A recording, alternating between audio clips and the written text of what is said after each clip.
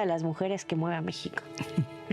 ¿Cómo estás? Bien, Estefi. Bienvenida. Muchas gracias por Feliz la de estar aquí platicando contigo y bueno, de profundizar mucho más de todos los temas que investigas, porque bueno, eres una mujer de investigación.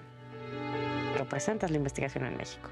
No la investigación, realmente he hecho investigación, represento más sociedad civil, represento más filantropía feminista, trabajo de empoderamiento hacia las mujeres en México, de liderazgo, todo eso, ahí estoy más colocada.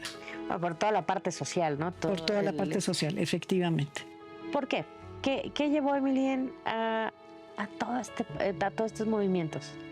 Mira, yo fui educada por dos padres feministas, y diría más, incluso más mi padre que mi madre, ¿no? Muy igualitarios, de ideología anarquista, que me educaron para ver la vida entre iguales y como iguales. Pero eso no implica que esa educación no te haya confrontado con una realidad tan fuerte como la que existe en nuestro país y en muchos otros, de desigualdad profunda, no solo económica, sino social, política, en todos los ámbitos, y muy particularmente para las mujeres, ¿no? Entonces, por ahí me fui acercando lentamente al feminismo. No diría que como muchas otras colegas que se metieron al feminismo desde muy jóvenes. Lo mío fue un feminismo como muy alterno, digamos, ¿no? Desde la propia educación, sin que se llamara feminista, pero también desde visualizar a mujeres rurales, campesinas, con pocos recursos, sin capacidad de mover recursos incluso del gobierno, que eso es muchas veces lo que sucede, son tan difíciles de acceder que se quedan muchas veces en el erario sin que los propios grupos y particularmente mujeres puedan acceder. También viendo situaciones tan injustas como me parecía que las mujeres no pudiéramos tomar decisiones sobre nuestro cuerpo y cuántos hijos queríamos tener y no tener, ¿no? Entonces poco a poco me fui acercando hasta que un día, y estuve haciendo durante un buen rato trabajo de desarrollo institucional, planeación estratégica, etcétera, y me llamaron a mí y a otra colega para hacer un proceso con Milenio Feminista, que era una red de organizaciones de mujeres y de feministas creada a raíz de Beijing, de la Conferencia Internacional de la Mujer en Beijing, y que regresó con varias, digamos, objetivos, ¿no? Y que se cumplieron, ¿no? Como fue, por ejemplo, las cuotas de género en las cámaras de diputados y en los puestos de elección popular, y las instancias para promover los derechos de las mujeres, que son lo que conocemos como institutos de las mujeres o secretarios de las mujeres. Entonces, esa red, que venía haciendo muchas cosas, requería un proceso de apoyo, digamos, en desarrollo institucional. Nos llamaron y desde allí me empezaron ellas mismas a cuestionar: ¿por qué no te asumes como feminista si actúas como tal? Entonces lo fui asumiendo poco a poco.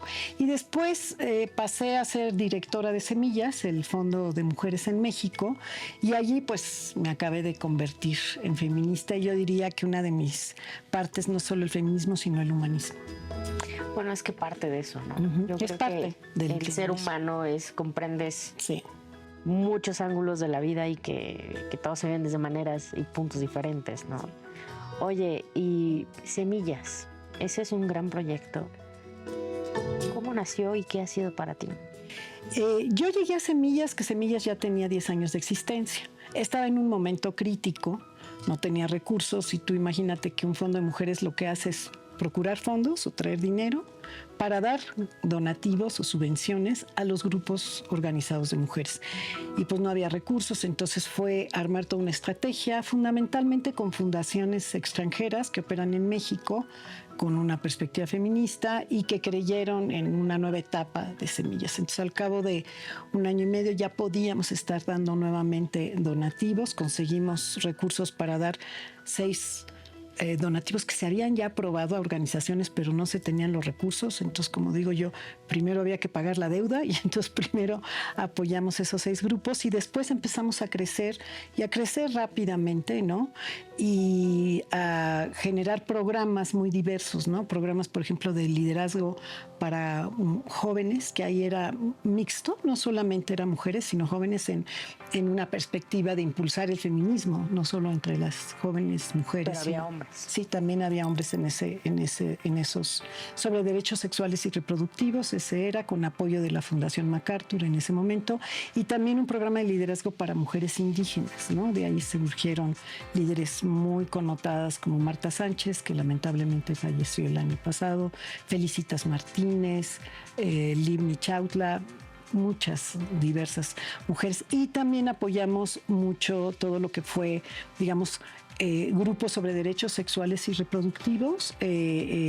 Recuerdo muy bien cuando se generó una campaña pues para denunciar lo que estaba pasando con Provida, ¿no? Y eso fue también apoyado indirectamente por Semillas, todo el tema de VIH y de salud de las mujeres, el tema de violencia de género también, y particularmente desapariciones. Trabajamos en su momento con Nuestras Hijas de Regreso a Casa, Casa Amiga en Ciudad Juárez, con varias organizaciones. Entonces fue muy diverso el trabajo que hicimos, y también mucho el esfuerzo de traer recursos. Y entre ellos creamos una red de donantes individuales, mujeres. Nos abocamos a traer mujeres que sintieran la necesidad de dar y aportar algo a la sociedad, y que Semillas podía ser ese puente, ese vehículo. Y la llamamos Mujeres Invirtiendo en Mujeres. Yo creo que todavía existe esa red y que sigue aportando recursos y generando. Definimos que la filantropía era una herramienta de cambio social que podía permitir la construcción de relaciones paritarias entre quienes daban recursos económicos y quienes daban sus recursos de trabajo, como son las organizaciones de mujeres organizadas. Hicimos encuentros, hacíamos un baile anual en el que iban actores y actrices famosas a bailar. Entonces se compraba la ficha, ¿no?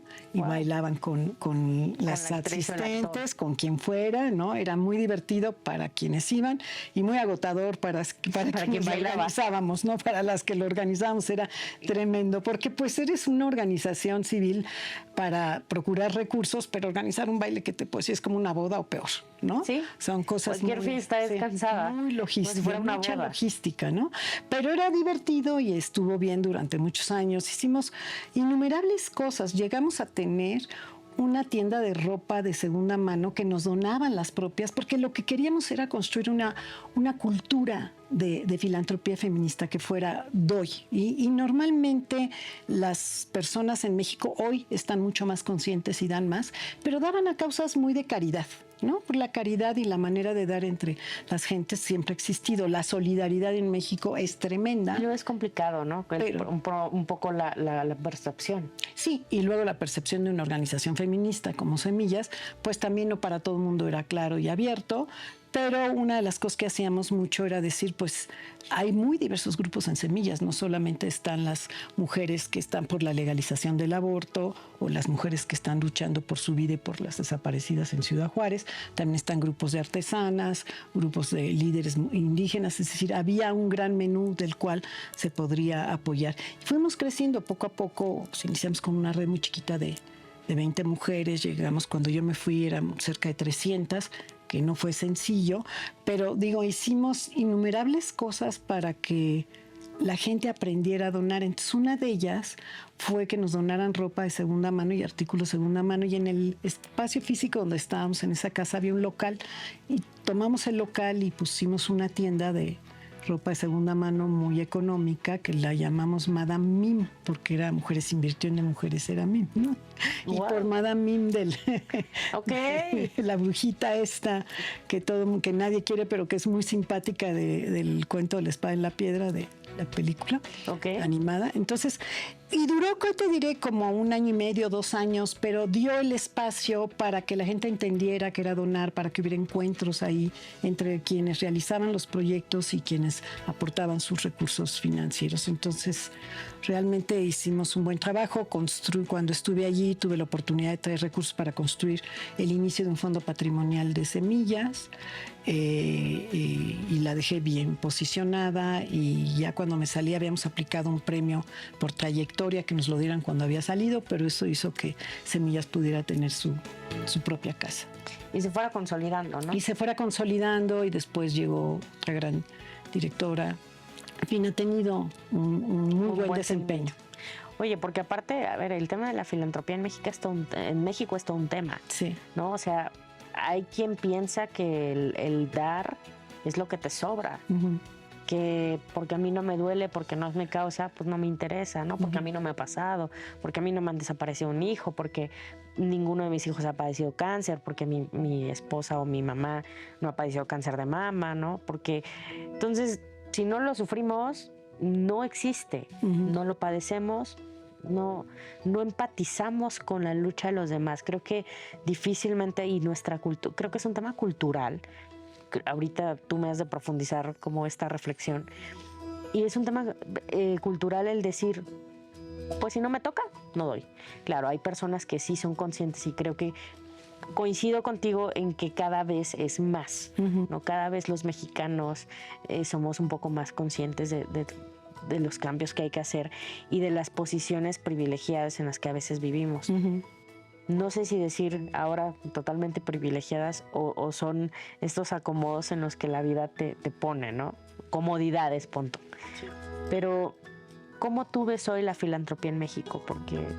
Mira, yo creo que, a ver, la filantropía es un concepto más norteamericano, si tú quieres, de sociedades anglosajonas, ¿no? Sí, me los imagino de smoking. Sí, y a veces están de smoking porque hacen sus grandes galas para recaudar dinero, ¿no? Pero si nos vamos a la concepción de dar y de la generosidad que la sociedad debe de cultivar y tener hacia los demás, toda sociedad tiene maneras de dar y la sociedad mexicana tiene muy amplias maneras de dar. O sea, si hay cualquier fenómeno meteorológico o natural de desastre, no hay más que decir hay que llevar ayuda a tal o cual lugar y la gente se vuelca en eso, ¿no? Entonces, y también para la educación y para ciertos temas que son como grandes temas, ¿no? Pero no lo hay como para lo que son los derechos de las personas o los derechos humanos, ahora más para medio ambiente, porque estamos cada vez más conscientes que el cambio climático está muy duro y entonces hay que hacer algo, pero ha costado entender que no somos muchos los que, y me incluyo, ni muchas, los que somos personas privilegiadas por el solo hecho de tener una educación, un trabajo, un techo, donde comer, donde vestir, salud. Somos privilegiadas. La gran mayoría de esta sociedad y las sociedades en general no son privilegiadas las personas. Entonces, el hecho de poder tener actos de generosidad y poder dar es lo que engloba, digamos, más el concepto de filantropía. Ahora bien, una sociedad que reparte bien sus ingresos, digamos, a través de los impuestos, porque una buena política de impuestos tendría que poder repartir mejor los recursos entre toda la sociedad, pues esa sería la gran solución, ¿me explico? Pero eso no existe en general, ni siquiera en países desarrollados como los europeos o Estados Unidos. Entonces hay que hacer uso de esta filantropía, de esta acción de dar, y no necesariamente lo que te sobra, sino aquello que te mueve, aquella causa que te mueve y por la cual te puedes comprometer con los demás, ¿no? Para poder aportar a hacer un cambio social, para poner los recursos donde la gente los necesita y en manos de la gente. No se trata de pensar que hay que enseñarle a la gente a pescar para que sepa pescar. La gente sabe cómo pescar. El punto es que el lago está vacío de peces. Entonces, ¿cómo ayudamos a que se vuelva a llenar de peces? ¿Me explico? Porque es un esquema económico, un sistema económico en el que hemos vivido por lo menos los últimos 30 años, que ha sido muy depredador de la sociedad de múltiples maneras, no solamente económica y social, sino ambientalmente y también culturalmente, me explico. Nos han robado la capacidad de leer más, la capacidad de vernos más, toda la tecnología que tiene todas sus grandes virtudes, tiene también su contraparte, y como la sociedad no pueda balancear esto, pues no vamos por un camino maravilloso, digamos, pero el hecho de que la filantropía pueda ser un elemento de cambio social es algo que a mí me atrajo. Y Semillas dio esa oportunidad de usarla como tal, ¿sí? Guau. No, guau, qué sabio esta parte del estanque, ¿no? Porque justo desde el privilegio es de, güey. Es que, mira, para mí estos conceptos de que es que la gente es floja, La gente hay que ayudarle, hay que enseñarle. Bueno, hay que ponerle la información al alcance. La sabiduría de las personas es realmente inmensa. Si tú le das los medios, ahora, si yo tengo que sobrevivir todo el día, si tengo que ver qué le voy a dar de comer a mis hijos, pues hago lo que sea. No me importa si aprendo o no aprendo. Si aprendo, ¿me explico? La supervivencia, o sea, los extremos, tanto la extrema marginación como la extrema riqueza, no generan relaciones positivas en la sociedad. Entonces, cuando una sociedad logra tener una clase media amplia, es decir, donde todos pueden estar educados, todos y todas tienen acceso a un empleo digno, a salud, a educación, etcétera, bueno, pues entonces estás hablando de sociedades mucho más sanas, ¿no? Y de ahí, en cambio, cuando la extrema marginación en la que vive mucha gente y cuando se dice, bueno, se dedican a la delincuencia organizada, chicos y chicas, ¿no? Que son captados por ella, pues es que no hay otras opciones, me explico. Y yo sé que este gobierno está ofreciendo opciones y que algunas están funcionando, pero va más allá que eso. Es un asunto de toda la sociedad hacernos conscientes. Entonces, si yo me quiero quedar en mi burbuja del privilegio y tratar a los demás como que no saben, no pueden, no quieren, no va por ahí. Tú le pones los recursos al alcance a las personas y las personas salen. Claro. No es un asunto de no querer. ¿Me explico? Ahora, cuando digo los recursos, no me refiero a dar recursos individualizados, porque eso es una ayuda que no... La premisa en Semillas era: hay que apoyar mujeres organizadas y la capacidad organizativa de las mujeres, porque cuando las mujeres nos organizamos somos capaces de transformar y de mover al mundo. Los liderazgos. Claro, ¿no? Y los liderazgos, si tú quieres, individuales, pero también colectivos. Sí. Cuando buscas que la colectividad tenga un liderazgo, cuando hay rotaciones de liderazgos dentro de las propias organizaciones. Es que bien dice la frase, ¿no? Que puedes llegar lejos si vas en conjunto, ¿no? Pues claro, si vas sola no vas a llegar muy lejos. Muy lejos. Entonces, es cierto, y en cualquier lado aplica, ¿no? En el trabajo, en la creación, en el desarrollo, a diferentes escalas. Así funciona. Si vamos juntos, llegamos más lejos. Mira que hay una premisa que dice: mujeres juntas ni difuntas. Yo digo es al revés: mujeres juntas hasta difuntas. ¿Me explico? Porque cuando nos reunimos somos capaces de hacer cosas maravillosas, como en general todas personas, pero yo me refiero más a las mujeres porque hemos estado invisibilizadas y marginadas durante siglos, ¿no? Llevamos 100, 120 años con una lucha organizada que ha avanzado mucho, desde luego, pero todavía hay mucho por hacer. Muchísimo, ¿no? Y todavía hay muchas resistencias, porque al final de cuentas, ¿quién se va a querer mover de sus privilegios así nada más porque sí? Y pues sí, la mayoría, no digo que todos, pero una buena parte de los varones no desean moverse de sus privilegios. Otros se están abriendo y las nuevas generaciones están aprendiendo a relacionarse de distinta manera y a ser más igualitarios. Más conscientes, ¿no? Mucho más conscientes, por fortuna. Y entienden que el piso no es parejo y entienden que a veces uno es afortunado por... Y hablando de que el piso no es parejo, te diría... El piso es menos parejo para mujeres con menos recursos que para otras que tenemos algunos recursos, ¿me explico? O que tienen muchos recursos. O sea, ahí es donde también hay que hacer un análisis no solo de entre mujeres y hombres, sino también hay diferencias dentro del propio, del 52% o casi 52% que somos las mujeres. Hay grandes diferencias. Entonces, Semillas abría esa puerta, ¿no? Y yo ahora me dedico también a eso, a abrir ese tipo de puertas. Bueno, pero es que es fundamental abrir puertas porque abres oportunidades no solamente a una mujer, sino a segmentos, ¿no? Y vas abriendo brecha y que eso es lo importante, pero también es un trabajo muy complicado.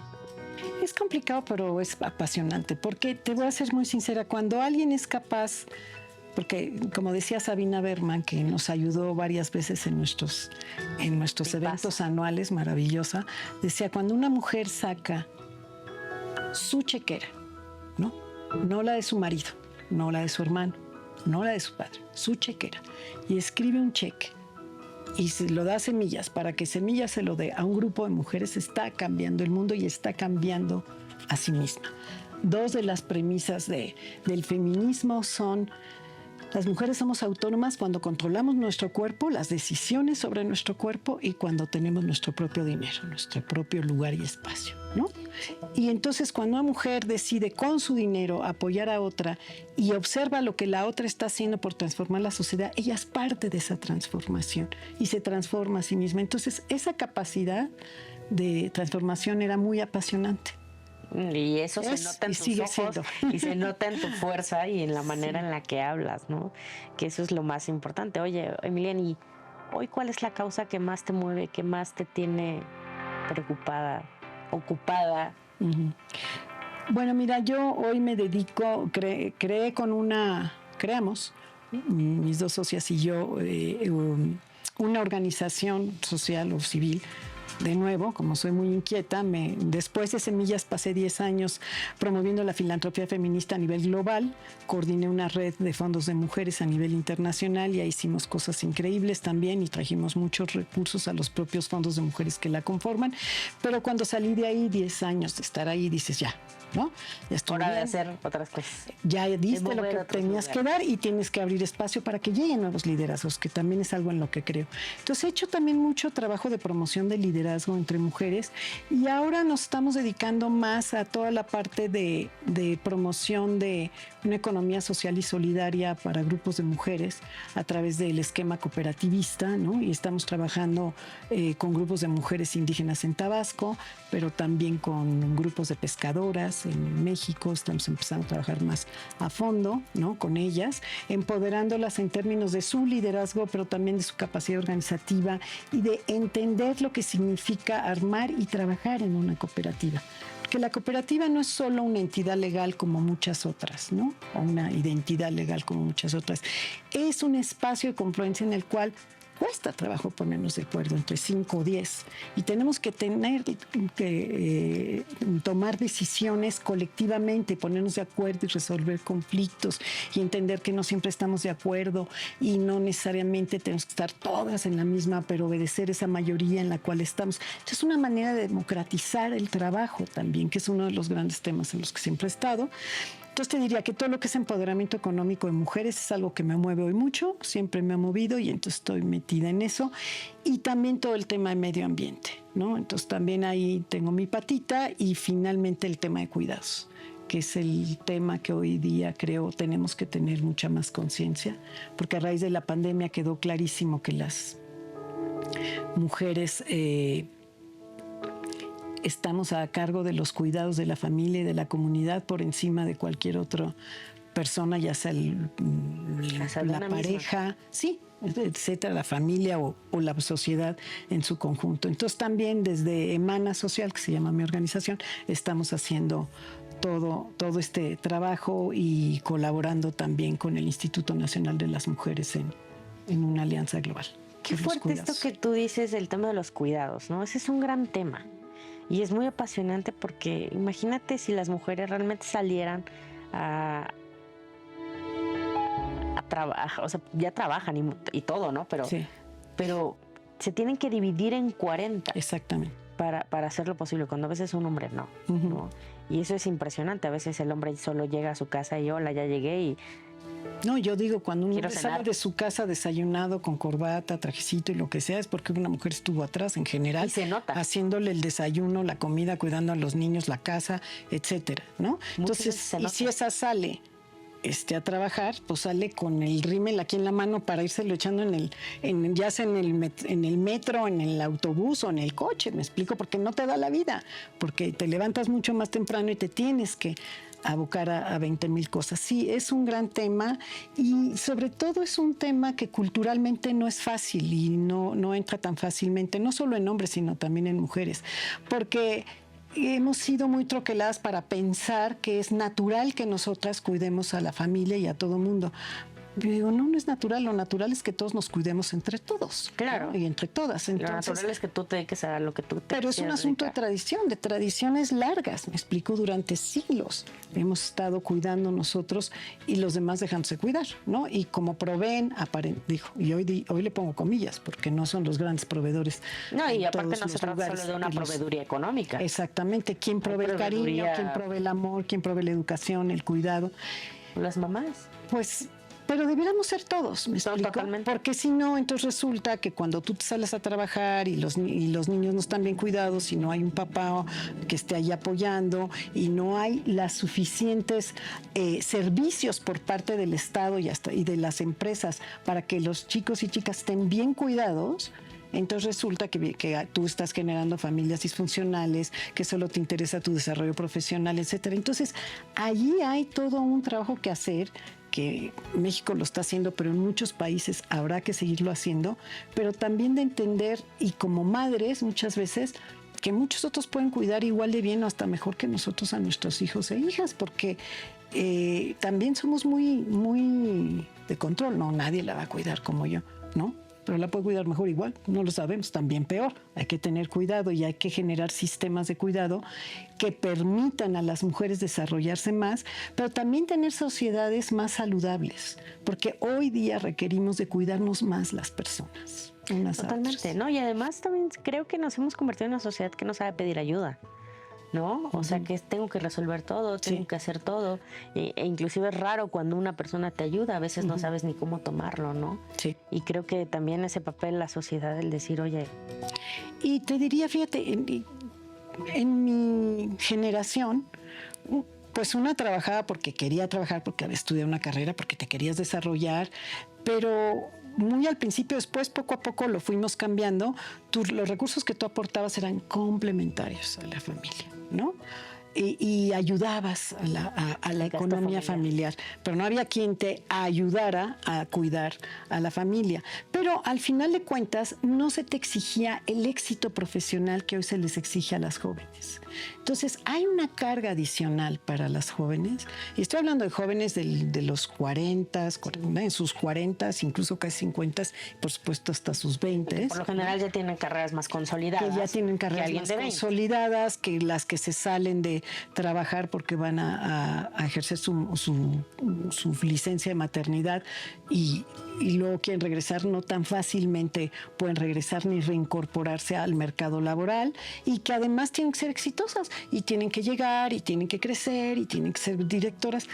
Entonces hay una mezcla de elementos todavía mucho más pesada en términos del estrés que eso te puede generar, que lo que existía. O sea, nosotros teníamos otras cosas, ¿no? O sea, nos costaba mucho trabajo abrir puertas y que nos consideraran y que siquiera pensaran en que podíamos ascender. Pero ustedes como jóvenes sí la tienen complicada, y creo que ahí todo el esquema de sistema de cuidados es fundamental. Sí, pero como quiera ustedes pusieron algunas ventanas, ¿no? Algunas puertas, y ya nada más nos queda a nosotras abrirlas y hacer uso de lo que ustedes a golpes o a base de imponerse, pues... De necias e insistencialistas, como dice mi querida Malu Mitchell, somos insistencialistas, insistimos hasta que la cosa sale. Pero es que sí tiene que ser, ¿no? O sea, yo creo que a la fecha nuestra generación tiene que insistir otras cosas, así como en su momento alguien insistió por el voto, hoy estamos insistiendo por el aborto legal, ¿no? Sí. O sea, yo creo que es curioso y es cansado que la mujer no deja de insistir, no deja de decir, oye, ¿no? Cuando en realidad ya ni deberíamos de pedir permiso, solamente ya lo haces. Y fíjate que eso es algo que hace muchos años, pues como unos 20 años, di un taller para mujeres campesinas de promoción económica, ¿no? El taller y de empoderamiento. Y en Sonora. Y entonces era un grupo de mujeres pues muy diverso, desde mujeres muy adultas ya, en sus casi 80s, pero ahí fuertes y con ganas de seguir adelante y haciendo sus proyectos productivos, hasta jóvenes que estaban empezando, la mayoría mujeres casadas con hijitos, ¿no? Unas 20 mujeres. Entonces en todo el taller pues íbamos conversando lo que hacían. Me acuerdo de dos anécdotas muy buenas. Una es que ella decía que ella exportaba chiltepín, que es el chile que producen allá en salmuera, ¿no? Y que tenía sus frascos, me los enseñó. Le dije, sí los exporta. Le pregunté, ¿y cómo le hace? Pues los meto en mi canasta, me cruzo la frontera y los vendo del otro lado, y yo los estoy exportando, ¿no? Entonces me encantó porque es esa capacidad de decir, pues yo lo hago y después vemos, ¿no? Claro. Digo, porque además, imagínate tú exportar una cosa así, era tremenda de pensar. Pero por el otro lado, esa misma mujer, al final quedamos de que convendría que tuvieran una reunión cada semana, que se vieran, que se organizaran, que vieran lo que vendía cada una y cómo lo iba a seguir promocionando. Y una de las jóvenes con hijitos dijo, pues le voy a pedir permiso a mi marido, a ver si me deja, ¿no? Y esta mujer, que tenía fácil sus 75, 80 años, dijo, no, mijita, al marido no se le pide permiso. Wow. En el mejor de los casos, se le avisa. Entonces me encantó. Entonces te digo, eso ha existido siempre. Lo hemos ido ejerciendo poco a poco. Y son esas mujeres sabias que te digo que saben lo que tienen que hacer y cómo lo tienen que hacer, que nada los detiene, las que inspiran a tantas. Yo celebro mucho la iniciativa de L'Oréal de poner 60 mujeres que mueven a México. Agradezco que me hayan incluido. Pero creo que hay tantas otras mujeres invisibles que hacen un gran trabajo y que hay que traerlas a la visibilidad, que ojalá L'Oréal u otras empresas la imiten para poner el foco en mujeres maravillosas que están haciendo trabajo de transformación. No importa que sea a nivel comunitario, cada cosa cuenta. Yo creo que hay que generar el cambio de conciencias, ¿no? Así como el feminismo ha hecho este cambio de conciencias y estas deconstrucciones de la sociedad, ¿no? Que a veces durante hace 5 años que tienen las marchas del 8M, se enojaban porque pintaban, se enojaban porque las paredes, porque las puertas y todo, ¿no? Y hoy creo que hay muchos hombres, muchas mujeres que dicen, no, es más, yo pongo pintura, ¿no? Yo le aporto porque esto es algo que no puede continuar de esta manera, ¿no? Y a lo mejor no necesitamos que, gracias a la vida, que no nos desaparezcan a nadie, ¿no? Que no nos quemen a nadie, ni nada, sino, es decir, ¿qué te hace exclusivo? Claro que no, te puede pasar a ti o le puede pasar a cualquiera, ¿no?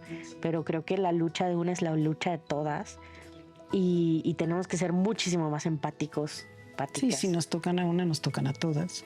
Totalmente, sí. pero no solamente es repetirlo, sino es vivirlo, es sentirlo, sí. Y es estar en la primera línea, ahí detrás de tus mujeres, de las mujeres, ¿no?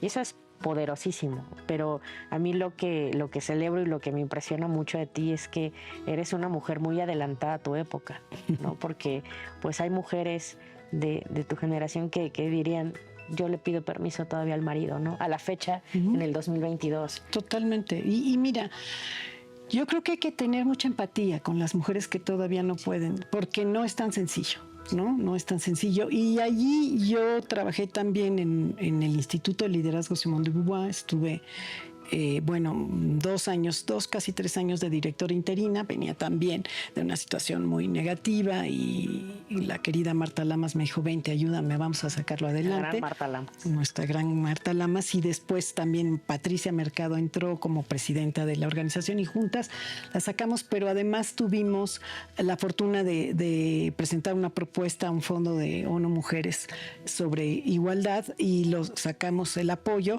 para generar este proyecto que se llamó Iniciativa Suma, que trabajó por la igualdad política, de la participación política de las mujeres y que fue precursor, impulsor, diría yo, de que se diera este 50%. Ya existía el 30% de cuota y hoy a nivel constitucional tenemos el 50% de participación política de las mujeres.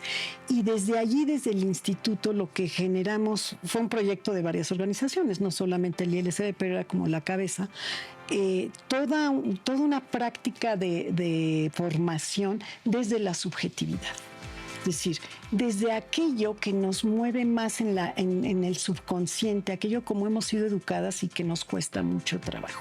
Desde las percepciones, yo tengo la percepción de que no soy capaz de ser una investigadora, que al inicio me decías, eres de la investigación, y digo, bueno, no es investigación formal científica, pero sí hago investigación, me explico. Pero pasar por ese proceso cuesta mucho trabajo. Ejercicios, por ejemplo, si yo en un grupo de mujeres les pregunto ¿en qué son expertas? Van a decir, bueno, experta, pues lo dudamos mucho porque no hemos sido educadas. Si lo hago en un grupo mixto, y lo he hecho, no, bueno, ¿qué te puedo decir? Los hombres como y no solo sucede en México. Hace muchos años me tocó participar en un evento en Holanda, en La Haya, precisamente, y era sobre si los migrantes debiesen tener los mismos derechos a la salud que los holandeses y las holandesas. Entonces era un debate muy bien organizado, muy interesante. En el estrado, digamos, había mesas como si fueran de café, así con sillitas, la gente estaba sentada ahí, el público estaba frente de todos y el conductor iba haciendo preguntas. Entonces las iba haciendo y los hombres iban diciendo, y los que estaban a favor y en contra, con toda esta capacidad de lo que digo. Sí, con todas las credenciales. Punto, con todas las credenciales, como lo acabas de decir. Cuando se acercó una mujer y le dijo, usted que es experta en tal y tal cosa, y le dio el micrófono, ¿qué opina de tal?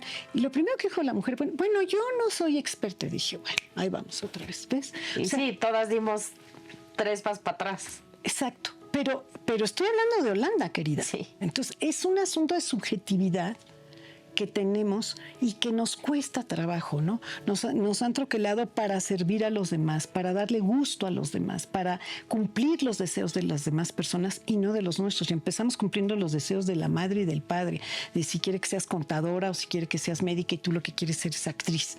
Y te cuesta mucho trabajo siquiera romper todos los atavismos para lograr llegar a ser lo que tú eres, ¿no? Entonces, desde allí trabajamos mucho esa subjetividad, que es una de las cosas que yo sigo trabajando, y en Iniciativa Suma hicimos, pues la verdad, un gran trabajo. Yo diría, fue para mí también una gran experiencia trabajar con Patricia Mercado y un gran equipo, y logramos muchísimas cosas y que más mujeres estuvieran en la política. No necesariamente que haya más mujeres hace que todos tengan perspectiva feminista. Ahí sí, te diré, no siempre, pero... Yo creo que las mujeres son las primeras que tienen que deconstruirse.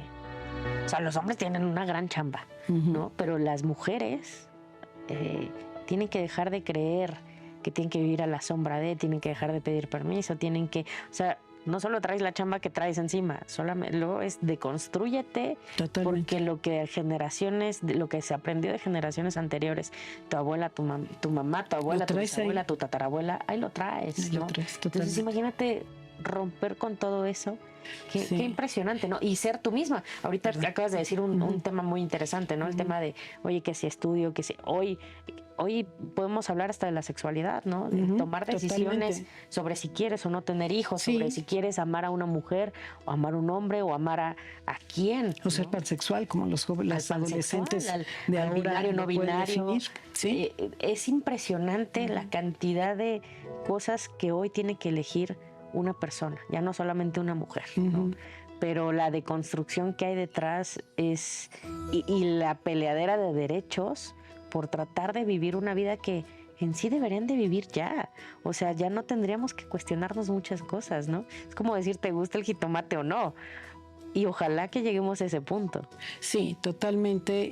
Pero yo insisto, bueno, yo vivo el feminismo desde una lógica de sí tengamos más oportunidades todas, pero abramos espacio para que las que menos tienen tengan mejores oportunidades. Que el agua esté lleno. Exacto, pero esté parejo. Pero esté parejo, porque no lo está, me explico. Y cuando yo hablo, pues, de que las jóvenes tienen muchos retos, como te decía yo, frente a esta lógica del éxito, y el éxito medido desde el patriarcado, diría yo, me explico, porque es ese tipo de éxito al que muchas quieren ascender. Pues eso sigue siendo un grupo muy pequeño, el que logra ascender ese éxito, sí, me explico. La gran mayoría está en la subsistencia, y ahí es donde hay que abrir también espacios desde el feminismo. Wow. Oye, pero a ver, para ir cerrando ya sabemos que el lago no está parejo y hay unas cunas más profundas y hay otros lugares donde pues, está más altito, ¿no? Entonces, ¿cómo logramos las que tenemos posiciones mucho más privilegiadas a que otras mujeres que no lo tienen puedan tener? Porque creo que esa es una de las maneras, ¿no? En las que nosotros aportamos quizá un poquito más de agua. Totalmente. Pero ¿cómo hacerlo? Porque muchas veces creo que nos quedamos en el cómo, y creo que a veces ni siquiera se trata exclusivamente de dinero. No, totalmente. Yo creo que el medio donde están ustedes, Opinión 51, tiene todo para hacerlo. Me explico. Mira, uno de los grandes temas es la visibilidad de los espacios donde las mujeres trabajan y donde dan sus luchas, ¿no? Entonces, que ustedes se den, yo diría, un espacio, cada una de ustedes, donde escribe, donde tiene un programa de radio, donde están en la televisión, donde estén, para atraer las voces de las otras que no son escuchadas y que no son vistas. Eso en sí mismo empieza a construir un lago más parejito. empieza a poner peces en el lago, ¿me explico? Como decías al principio, es una tarea compleja y que lleva mucho tiempo, pero bueno, yo como buena insistencialista, pues como dice mi amiga Patricia Mercado, me muero en la raya, pero ahí le sigo, ¿sí? Pero ese es un gran espacio, los medios de comunicación. Y sabes, además, cómo influir Opinión 51 y muchos otros grupos de periodistas mujeres, las periodistas de a pie y otras, en cambiar los anuncios de televisión, por favor. Olvídate ya las telenovelas que son así como de, bueno, por favor. De verdad, o sea, no puede ser que siga siendo el mismo esquema. Sí, las mismas narrativas de hace 50 años en las cuales dos mujeres se pelean por un hombre. El hombre es medio tonto, ¿verdad? Porque jamás se da cuenta que no embarazó a una, que lo acusa de ser el padre de ese hijo, y la otra es una pobrecita. Entonces, es la arpía y la musa. Esos son los arquetipos que nos siguen vendiendo.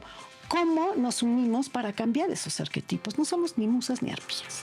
Somos mujeres de carne y hueso, con deseos, con ganas de avanzar y de avanzar colectivamente. Entonces yo creo que, decíamos, mujeres organizadas, abriendo puentes entre nosotras, abriendo diálogos, ¿sí? Abriendo puertas. Y creo que, digamos, desde mi organización, pues te diré, nosotros trabajamos muy en lo local, pero a mí eso me da muchísima satisfacción, porque si un grupo sale adelante, hay un grupo de mujeres en Tabasco, en el municipio de Macuspana, que produce harina de yuca, ¿no? Y ya tiene su envase y todo. Entonces, es cuestión de poner recursos para darle un empujón y que pueda comercializar no solo en su municipio, sino en Villahermosa y después a nivel de los estados en la región coledaños o a nivel nacional. ¿Me explico? Pero si se ponen los recursos, la gente avanza. Entonces, creo que para mí los medios de comunicación son uno de los elementos fundamentales para poder avanzar. Entonces, si los anuncios, tú ves los anuncios argentinos, tiene una narrativa absolutamente diferente, mucho más igualitaria. Desde que el hombre y la mujer están limpiando la casa, el hombre va a recoger a los chicos a la escuela, o sea, eso cambia las mentalidades, esos son cambios culturales, ¿me explico? Entonces aquí los anuncios siguen siendo lo mismo, donde las mujeres somos las que tenemos que ver el mejor detergente para lavar de mejor manera la ropa, por favor. Hay mucho que cambiar, amiga. Muchísimo. Pero mientras, muchas gracias por mover a México y siga así. Gracias a ti, porque somos dos de estas 60 maravillosas mujeres. Gracias. Pues qué honor. Muchas gracias. Igual, gracias, Steph.